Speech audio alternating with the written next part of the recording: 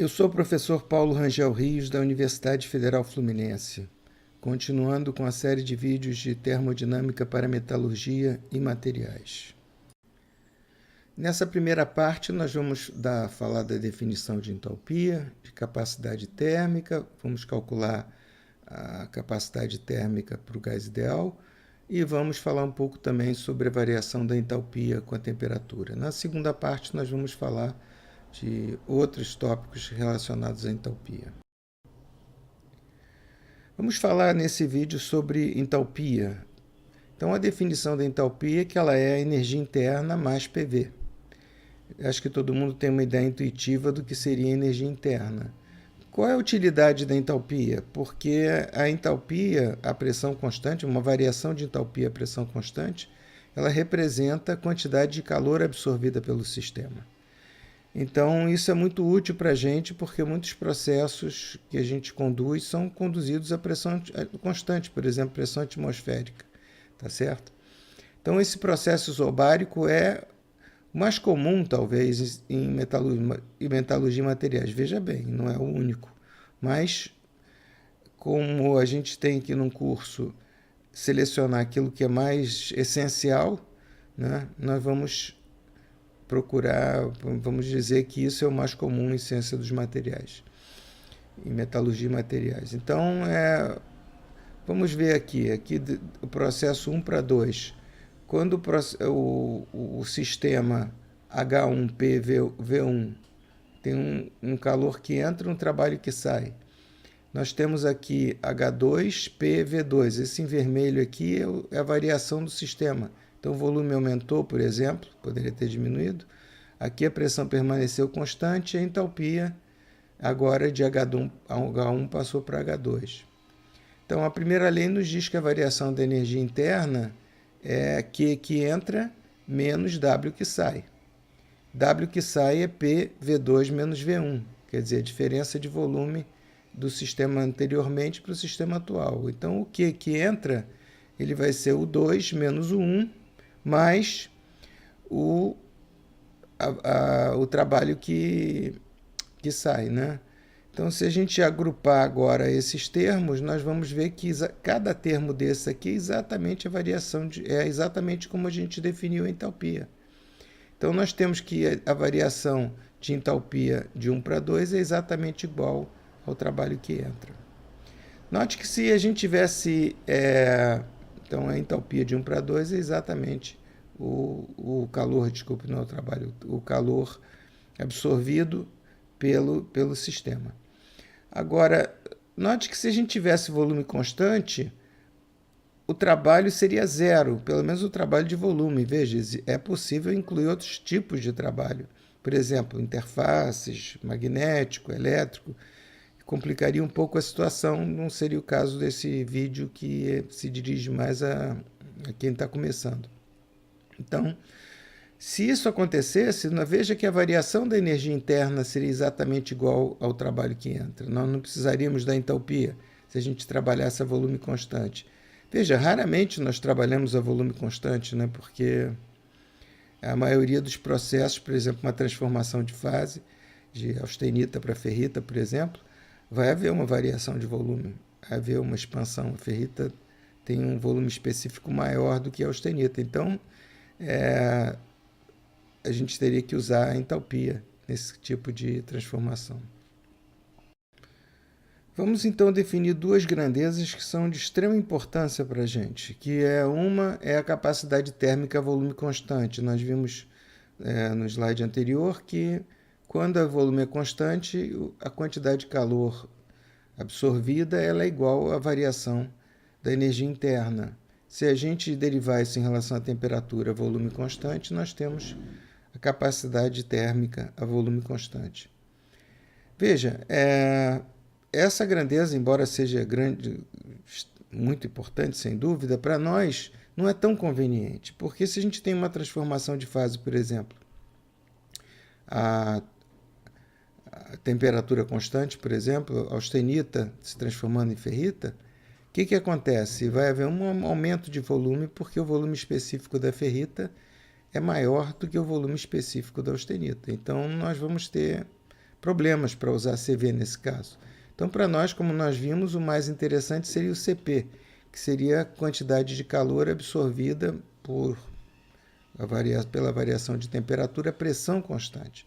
Nesse caso, nós vimos que a entalpia é bastante útil. Então, nós estamos vendo que por que você definiu a entalpia, porque você vai precisar da entalpia para definir o calor específico à pressão constante. Nós também podemos definir essas grandezas como molares, quando a gente divide por mol, ou específicas, quando a gente divide pela massa. Então, três maneiras de apresentar basicamente a mesma grandeza. Vamos então deduzir essa expressão, uma relação entre CP e CV para um gás ideal. Nós podemos escrever o U, nós vamos ver isso em mais detalhe mais adiante, com uma diferencial total aqui, U de T e V, vamos partir dessa grandeza daqui. Se a gente dividir os dois lados, todo mundo por dt, nós vamos ter, e manter a pressão constante, a gente tem agora essa relação aqui. E como para um gás ideal a energia interna depende somente da temperatura, se a temperatura permanece constante, qualquer variação de volume ou pressão vai ser zero. Então essa derivada daqui vai ser zero, porque nós estamos variando a energia interna em relação ao volume. E a energia interna do gás ideal não depende do volume, depende apenas da temperatura. Então, se eu mantenho a temperatura constante, eu posso variar o volume ou a pressão, que a variação de energia interna vai ser zero.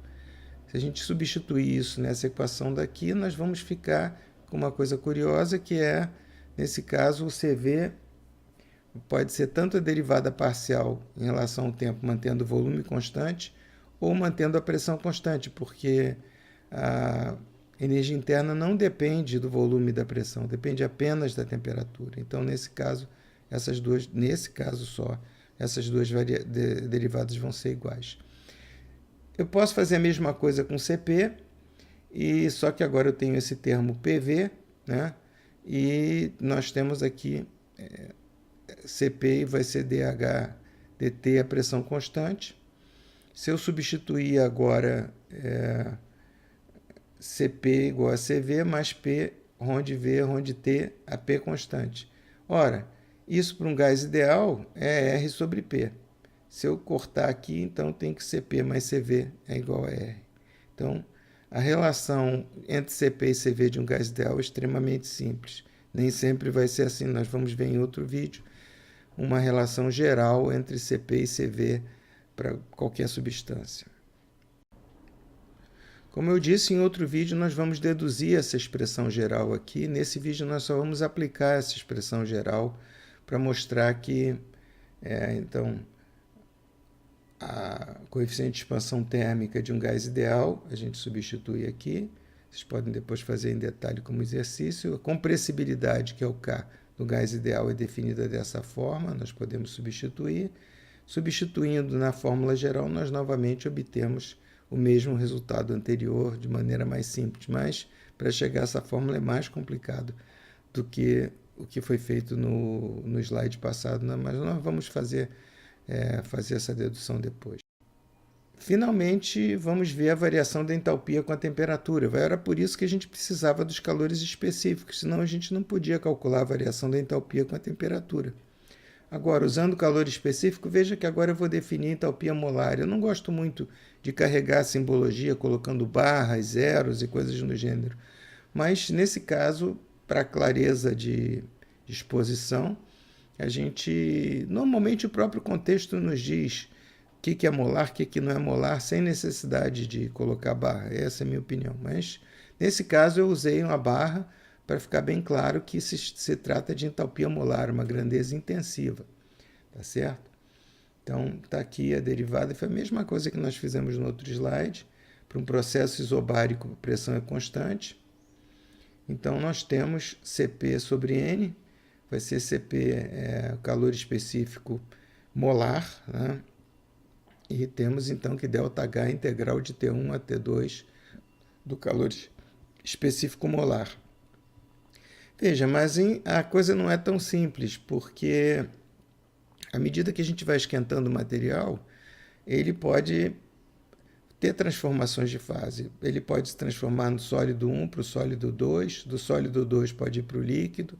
Um exemplo simples que a gente tem é o nosso velho e cansado aço, né? O ferro puro. Quando a gente esquenta o ferro puro, ele inicialmente é ferrita, depois ele passa para austenita, ou cúbico de corpo centrado passa para cúbico de face centrada, ele volta para cúbico de face centrada, mas aqui vamos do sólido 2, ele vai para uma outra circunstância, poderia ir do sólido 2 direto para o líquido, do líquido para o gás. Então, se a gente esquenta o material da temperatura em que ele é sólido para até a temperatura que ele é gás, nós vamos passar para pelo menos 2 transformações de fase, sólido para líquido, líquido para gás, fora outras transformações que ele possa sofrer pela mudança de estrutura cristalina. Então, os calores latentes, capacidades térmicas molares de cada fase têm que ser levados em conta, porque a capacidade térmica do líquido é diferente da capacidade térmica do sólido. Então, nós temos que, por exemplo, nesse caso que a gente descreveu, a gente tem que ele vai da temperatura inicial até a temperatura de transformação do sólido 1 para o sólido 2. Do sólido 1 para o sólido 2, vai haver uma variação do calor latente, né? De uma variação de entalpia que corresponderia ao calor latente de transformação. Depois do sólido 2, vamos do sólido 1 para o sólido 2 até a temperatura de fusão do sólido 2, usando o calor específico do sólido 2. Novamente, agora nós temos o calor latente de fusão. De fusão nós vamos para a ebulição e temos o calor latente de ebulição. E da ebulição, da temperatura de ebulição até a temperatura final, nós temos agora o CP do gás. Então, veja, essa seria uma fórmula geral para esse caso. Se houvesse mais de uma transformação sólido 2 para sólido 3, nós teríamos que levar isso em conta. Veja, não há nenhum problema, na verdade, em fazer isso. É apenas um cálculo tedioso, como nós vamos ver o exemplo. Aqui nós temos um exemplo do manganês. A gente quer calcular a entalpia molar do manganês entre 1373 e 1573 Kelvin. O manganês é bem mais complicado do que a gente pensa. Não é simplesmente cúbico de corpo centrado, ele tem várias transformações de sólido. Mas aqui nós vamos nos ater à faixa de temperatura que tem apenas 2 transformações. A transformação de gama para delta. Gama aqui no caso seria cúbico de corpo centrado, delta cúbico de face centrada. E nós temos aqui o calor latente, temos o calor específico, o calor latente de fusão, o calor específico de fusão, e tudo molar, né? Joule por mol. Aqui eu não coloquei as unidades, mas está aqui, Joule por mol por Kelvin. E vamos aplicar a fórmula que nós vimos no slide anterior.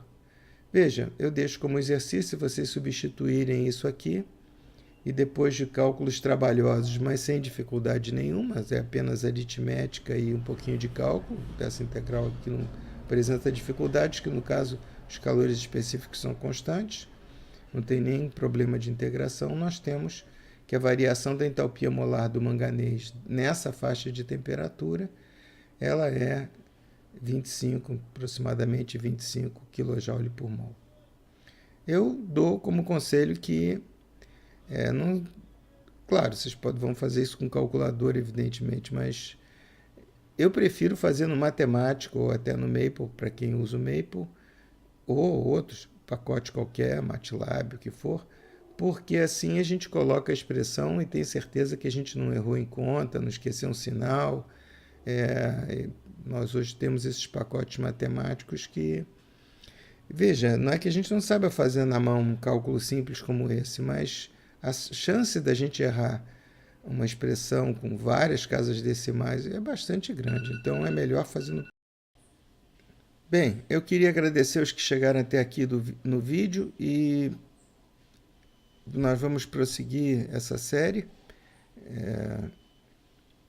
Mais um vídeo de entalpia e vamos em frente.